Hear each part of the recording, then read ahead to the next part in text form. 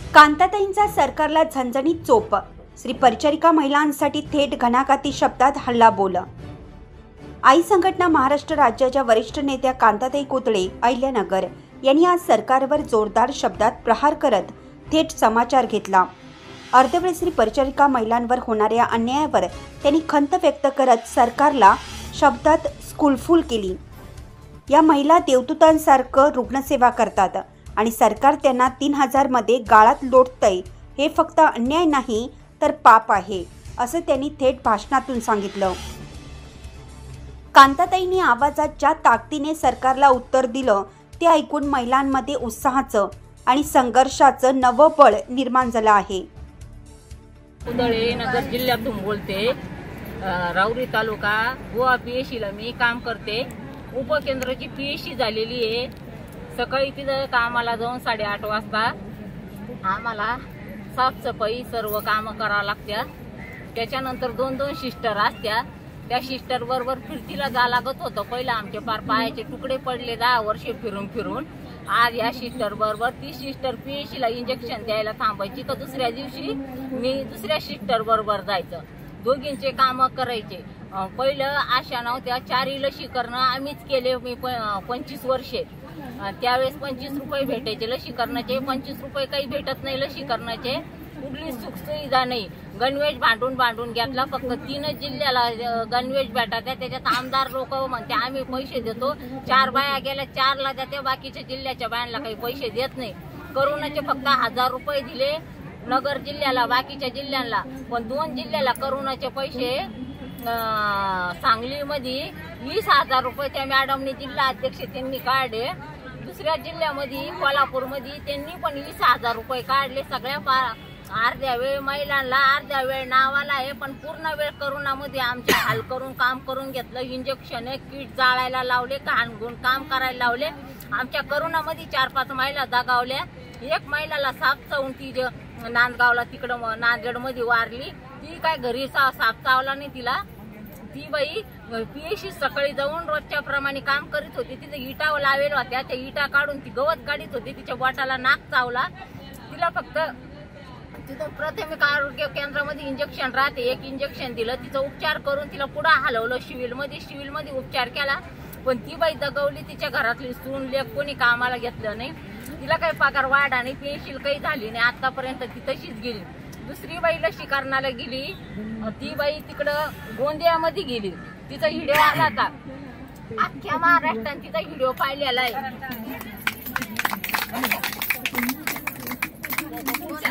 गोंदियामध्ये ती बाई लसीकरणाला गेली। त्या गोंदियामध्ये ती बाई तिला लसीकरणाची बॅग भरली, ऍक्शन कॅरियर घेतलं। तिला सुपरवायझर नाही, सिस्टर नाही, हे घेऊन ती तिथं गेली। पण जाताना तिनं काय केलं, तिला कोणी सिस्टर संग नसल्यामुळं तिनं शेजारच्या एक मुलगा नेला 12 वाला का भाऊ चाल मला एवढं गाडीवर पोच कर, 100चं पेट्रोल टाकी दे। गाडीवर बसून ती गेली। तिथं मोठा कंटेनर आला तिकडून ट्रकचा। गाडी चालवता त्या माणसाने डायरेक्ट त्याच्या अंगावर गाडी घातली। ती बाई तिथं पडली। ताई तो मुलगा पडला, त्यांचे तिथं जागेवर मृत्यू झाला। आज एवढं जर लागलं काही झालं तर सरकार उदो करतं, एवढा अख्खा मृत्यू झाला। त्या बाईला काही भेटलं नाही, तिच्या घरच्यांना त्या पोराला काही भेटलं नाही। संघटनावाल्याने फक्त 5000 रुपये तिथं नेऊन दिले। महिलांनी डोल केले, डबल परत पैसे भरले। इकडं याच्यामध्ये कामाला आल्या, त्यांना लाडकी बहीण केली, कागदपत्र भरले। मग त्यावेळेस आता सगळं लय मोदी सांगा त्यांनी काढलेलं आधार कार्ड लिंक केलेलं आहे। आधार कार्ड लिंक केलेलं, मग त्याला दिसत नाही का संजय निराधारचा पगार पहिला येत होता, इंदिरा गांधीचा पगार पहिला येत होता। लाडक्या बहिणीचे पैसे काय मतदान घ्यायसाठी डबल दिले। तिला खर्च पाठवला का घरी जाता येत नाही तर मग अशा बँकेला पाठवले का मोदींना, शिंदे साहेबांनी, एकनाथ शिंदेना, देवेंद्र फडणवीसनी।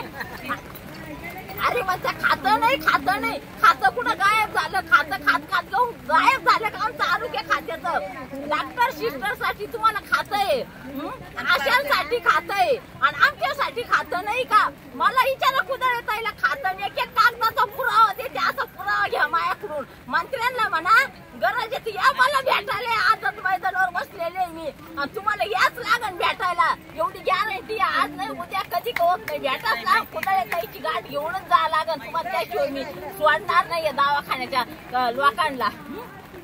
ग्रामविकास मंत्रीकडे खातं आहे, त्या तुम्ही 1200चा जार दिला. अरे कामाला लागले त्यावेळेस सेंट्रल गव्हर्नमेंटची ऑर्डर होती. सेंट्रल गव्हर्नमेंट एक खातं असं होतं पूर्वी, लय नावाजलेलं ते खातं निघून गेलं. सिस्टर लोक त्या खात्याकडे त्या सिस्टर लोकांनी डायरेक्ट जिल्हा परिषदला घेतलं. डीएचनी शिवणी पैसे भरून त्यांचे तिकडं काम केले पक्के. पण त्यावेळेस 50 रुपये 30 रुपये अटेंडरला महिना होता. तर त्यावेळेस लोकांनी असं केलं का या बायांना जिल्हा परिषद मध्ये जोडलं पण यांचा पगार वाढवला नाही. आमचे फक्त फायदे घेतले पण काम कोणी पैसे वाढवले नाही. आरोग्य खात्याच्या संघटना मला नादी लावलं. 4 वर्ष आम्ही तुमचं काम करतो. त्यांनी काही काम करीत नाही. फक्त 18,000चं पत्र दिलं. पण मी आता सांगते शासनाला, त्यांनी प्रत्येक डॉक्टरकडून प्रत्येक सिस्टरकडून रिपोर्ट घेतलाच पाहिजे या बायांचा आणि परमनंटची ऑर्डर काढाच लागेल. तर मी खरं सांगते की तुम्ही डॉक्टर सिस्टरला पत्र पाठवा, नाही तर मी डॉक्टर सिस्टरच्या विरोधात आंदोलन करू. जाऊ द्या आता तुमचं आंदोलन आम्हाला लागत नसले तर त्यांच्या दारात आहे ना प्रत्येक उपकेंद्राला जिथं काम करीन बाई तिथं बसेल आणि ते डॉक्टरचे विषय नारे लावीन. त्याशिवाय डॉक्टर लोक वर पत्र पाठवणार नाही, सिस्टर लोक पत्र पाठवणार नाही. मी मंत्र्यांना हे सांगते, आरोग्य मंत्र्यांना, ग्रामविकास मंत्र्यांना, आपल्या अजित पवार साहेबांना, शिंदे साहेबांना, देवेंद्र फडणवीसला, प्रधान सचिवला सांगा. ते प्रधान सचिव काय डोळे कुठे गेले का तुझे? किती वेळेस तू बदलला? काय तुम्हाला पगार पाणी होत्या, पेन्शन होत्या, आम्हाला होत नाही का? तुमच्या हातात त्यांना ऑर्डर द्यायची. तुम्ही एकदा एक परमनंटची ऑर्डर देऊन टाका. जे लोक कोर्टात गेले, कोर्टात जाणाऱ्या लोकांना तुम्ही पार्ट टाइम मधून फुल टाइम केलं. ज्या बाया कामावर घरी राहिल्या त्या कोर्टात गेल्या, त्या लोक गेले त्यांना न्याय भेटला. ते आज कोर्टामध्ये जाणारे पगार मी सांगते, मला विचारा. जे माझ्या बरोबर 300 रुपये रोजाना लोक लागलेले त्या लोकांना 19,000 रुपये पगार आहे. त्या लोकांना 19,000 रुपये पगार आहे. जे बाई कोर्टामध्ये गेली तिला त्यावेळेस 2007 मध्ये 3200 रुपये पगार होता. त्या बाईला आता परमनंट केलं, तिला 30,000 पगार आहे. तिला 30,000 आहे, त्याला 19,000 आहे. आमची मागणी 18ची 21ची त्यांच्यापेक्षा आम्ही कमीच ठेवली ना. का कमी ठेवली ती? आम्हाला तेवढेच पैसे द्या, पण आम्हाला 18 नको, 19 नको, 15 नको, 21 नको, 30 नको. मला 25च ऑर्डर पाहिजे. मी 32 वर्ष केले, 32,000 पाहिजे, पण मला 25,000 द्या. त्याच्यात खुश आहे मी. सरकारचे लय मोठे उपकार होईल असं सांगते. त्यांनी खूप आमच्यासाठी कष्ट घेतले. जय महाराष्ट्र. मी संघटनावाल्याचा व्हिडिओ पाहिला पण त्यांना कुठली सुख सुविधा भेटली नाही. करोना काळातच ती महिला मेलेली आहे. करोनाच्या 2-4 महिला मेले, त्यांना काय 50,000 सरकार देतो, 4 लाख देतो, 5 लाख देतो, हे पण काही भेटेल नाहीये. फक्त आभा केलेल्या त्यांच्यावाल्या कामाचं. पीएचसी मध्ये थिएटरला एवढं काम करावं लागतं. डॉक्टर तिथं नवीन डॉक्टर येत्या, नवीन रुबाब करत्या. दरवेळेस आम्हाला 6 माणसं हाताखाली काम करायला लागत. एडीएचयू तालुक्याचं काम सांगतो, काही जर काम नाही केले तर ते लोक तक्रार करत्या. एडीएचयू समजून सांगतो, कोणी बोलतं पण आम्हाला उलट पालट. त्याच्यानंतर आमचे मेडिकल ऑफिसर असते, आमची जागा मेडिकल ऑफिसरच्या हातामध्ये आहे. त्यांनी सगळं, मी हात जोडून सगळ्या मेडिकल ऑफिसरला सांगते, मी काय कोणाचं नाव बोट घेत नाही, भांडणं मला करायचे नाही. पण यांनी सगळ्या मेडिकल ऑफिसरनी, सिस्टर लोकांनी आतापर्यंत आम्हाला साथ दिली, मदत केली. आमच्या मागे ते आम्हाला मावशी म्हणते. मावशी म्हणजे एक आईचाच दर्जा आहे, काही म्हणतात बहिणीचा दर्जा आहे.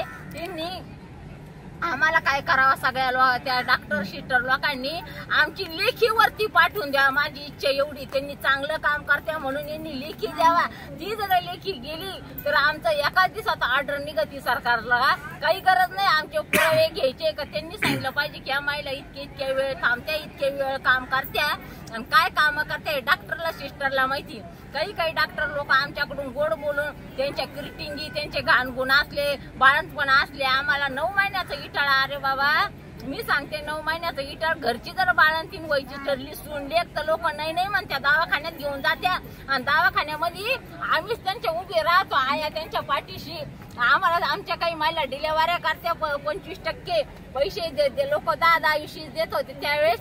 आता देत असेल 100-200, आता करत्या का नाही माहित नाही, पण चालू काही लोक करून राहिले. तर ते डिलेव्हरीची घाण उचलते 9 महिन्याचं इटाळ. तर तुम्ही सांगा, 9 महिन्याचं इटाळ कोणी उचली तर त्या बायांना सरकारला गरज नाही त्यांची परमनंट करायची.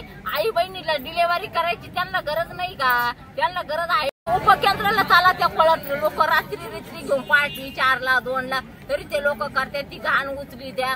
कोणी काही सरकारवरून त्या डिलिव्हरीचे पैसे देत नाही, हे देत नाही. डॉक्टर लोक म्हणते 100-50 कोणी दिले तर घेऊ नका, आमचं नाव बदनाम होईल. तरी आम्ही करतो ना. मग एवढे सहकार्य करून सुद्धा सरकार आमच्या लसीकरणाचे पैसे बंद केले तर केले. डिलिव्हरीचे याचं काही आम्हाला ते साफसफाईचे पैसे भेटतात ते काहीला 4,000-2,000 भेटतात वर्षाला. काही जिल्ह्याला भेटतच नाही, ते सुद्धा नाही. करोनाचे बी नाही. काही जिल्ह्याला आयडेंटिटी कार्ड गणवेश ते पण नाही. का बरं नाही? मग एक जिल्ह्यात जर मंजूर झालं गणवेश आयडेंटिटी कार्ड तर सगळ्या जिल्ह्याला द्यायलाच पाहिजे सरकारने. नगर जिल्ह्याला 528 महिला आहे. नगर जिल्ह्याला 528 महिला आहे. 5,28,000 रुपये मंजूर झालेले. दरवर्षी होत्या ते मंजूर. आणि करोनाचे पैसे नगर अध्यक्ष असतो त्याच्या खात्यावर पैसे येतो. जे जिल्हा परिषद मध्ये नगर अध्यक्ष असतो ना, प्रत्येक जिल्हा परिषद मध्ये ते पैसे सगळे नगर जिल्ह्याचे त्या अध्यक्षाला जात्या. तर मग ते पैसे भेटायला पाहिजे का नाही? ते पैसे भेटले नाही. 1,000 दिले, समजूत काढली, कामं करून घेतले. मग हे पैसे देणार कोण? सरकारने द्यायला पाहिजे का? आम्ही घरच्या भाकरी खाऊन फक्त त्यांचे दवाखाने सांभाळायचे का? आम्हाला काय तिथं वादाला ठेवलं का? तिथं कामाला ठेवलं? तिथं उपकार आमच्यावर केले का? लोक आजारी पडतील आणि करोना होईल, गाणी गुणीची किटी उचला, हे करा. आणि ते पैसे द्यायचे नाही. सरकारने पगार वाढायला किती खात्याला पगार वाढले, डॉक्टर सिस्टरला वाढले, सगळ्यांना वाढले. आम्ही काही म्हणलो का? नुसत्या संघटना 13 संघटना झाल्या आतापर्यंत महाराष्ट्रात, पण एका संघटनाने चांगली आमची दखल घेतलेली नाहीये. नुसत्या वर्गाने द्या काम करा, वर्गाने द्या काम करा, पगार वाढत नाही. बरं नाही वाढत. आता या आई संघटनानं दखल घेतलेली. आम्ही आई संघटना सोडून कुठं जाणार नाही. आणि इथंच योग्य आम्हाला न्याय भेटलेला आहे. देव आम्हाला न्याय देणार आणि आम्ही इथंच काम करणार आहे. दुसऱ्या संघटनांनी जर काम केलं तर आम्ही आता सगळं भांड फोड त्यांचं करून घेणार आहे, सगळं बाहेर काढणार आहे. संघटनेने जर दुसऱ्या काम केलं तर मी स्वतः कुदळे ताई माझ्या जोर गुन्हे आली, मला मारून टाकलं, गळ्यावर चाकू लावला तरी मी घाबरत नाही खरं बोलायला कोणाला. माझं खरं बोलणं असतं तर मी त्याचं भाडं प्रत्येक संघटनावर केस करणार आहे, सगळ्यावर केस करणार आहे. त्यांना सगळ्याला बैठक घेणार आहे आणि ते निकाल सरकार लावीन का कुदळे ताई लावीन का देव लावीन ते ठरवीन. पण हे निकाल संघटना 13 संघटना कुठं असते का? आशयांची एक संघटना, अंगणवाडीची एक संघटना, सिस्टर डॉक्टरची एक संघटना, वकील डॉक्टरची एक संघटना, आमदार खासदाराची एक संघटना. आमदार खासदाराला मी नाव ठेवत नाही, त्यांना पेन्शन पाहिजे कमी अजून वाढ आंदोलन वरचे होत्या. डॉक्टरला पेन्शन पाहिजे, वकिलाला पाहिजे आणि आम्हाला कुदळे ताईला पेन्शन लागत नाही. कुदळे ताईला का वरून आपल्यातून सरकार पैसे टाकणार आहे का? मी खाणार आहे का बसून? कुदळे ताईला पोट नाही का? तिला लागत नाही का? तिला संसार नाही का? मुलं नाही का? वांजे का? मला एक मुलगा मुलगी, एक नातू आहे, सून आहे, नवरा आहे, सासू सासरे आहे, आई वडील आहे, सगळे ना. माझं घर चांगलं चालावा, माझ्या घराबरोबरच असे घर लोकांचे चालावं, त्यांच्या चुली पेटावा, गॅस पेटावा, व्यवस्थित चालावं, त्यांना खायला व्यवस्थित भेटावा. अशा किती म्हाताऱ्या आहे. आता आजकाल कोणी सुनाला जर 50-10 रुपये मागितलं सून देत नाही, लेख देत नाही. तुम्ही कामाला अरे तुम्ही 3,000 द्या. त्या प्रत्येकाला आधार असतो, कोणाला एकट्याचे, त्यांना मुलगा नाहीये, नवरे नाहीये, ते 3,000 घर चालतं का? भाजीपाला बाजार करायला गेलो तर 500 रुपये. मी स्वतः बाजार आणते, माझ्या हातातच घरचा कारभार, तर 500 रुपये बाजारला जात्या. त्यावेळेस 300 रुपये पगार होता. मी मान्य करते 300 रुपये पगार होता त्यावेळेस ना, 300 रुपये पगार होता त्यावेळेस. माझा किराणा पुऱ्या महिन्याचा संपून वर जात होता. 4 दिवस 300 मला एवढा सामान येत होतं. साखर होती त्यावेळेस 5 रुपये किलो, राखेल होतं तेव्हा 60 रुपये, 3 रुपये लिटर. आता गॅस झाला 1,000-1,200 रुपये, लाईट बिल येतं 1,000-1,200. कंटिन्यू ठरलेलं त्यांनी एवढं बिल द्यायचं दर वर्षाला, ते महिन्याला तेवढंच बिल देणार, त्याच्या कमी नाही जादा नाही. गॅस संपायचा म्हणलं 2 महिन्यात तो संपणार म्हणजे संपणारच. बाजार आणला आठवड्याचं तेवढं खायला लागत 500 जात्या. त्याच्यानंतर तुम्ही धान्य धरा, घरात 4 माणसं आहे, 4 ते 5 पाहिल्या काही भागत नाही. सगळ्यांना खायला लागतं. लहान जास्त खातो माणूस मोठ्यापेक्षा. 8 ते 9 पाहिल्या धान्य लागत महिन्याला खायला. सरकार देतं 2 रुपये किलोचे गहू तांदूळ. ते 3दा व्हिडिओ तर बंद करणार आहे, चालू करणार आहे. तुम्ही गाड्या घेतल्या का? तुम्ही गोड्या घेतल्या का? लाडक्या बहिणीचे पैसे इतके आले तितके आले. त्यांचं घर निघलं का? शेतकऱ्यांच्या घरी गाड्या आहे का? अरे लाडक्या बहिणी तुमची हिंमत नव्हती, दिले काल आणि दिले सर सगट तवा द्यायला गोड लागले ना. आता कोण जड चालले तुम्हाला? का जड चालले द्यायला? आता कायला कागदपत्र पाहते? ज्यावेळेस तुम्ही कामाला लोक ठेवले का त्यावेळेस तुमचे काय डोळे पुढे गेले? ते कोणाच्या घरी बंगले होते का, गाड्या होत्या का नव्हत्या?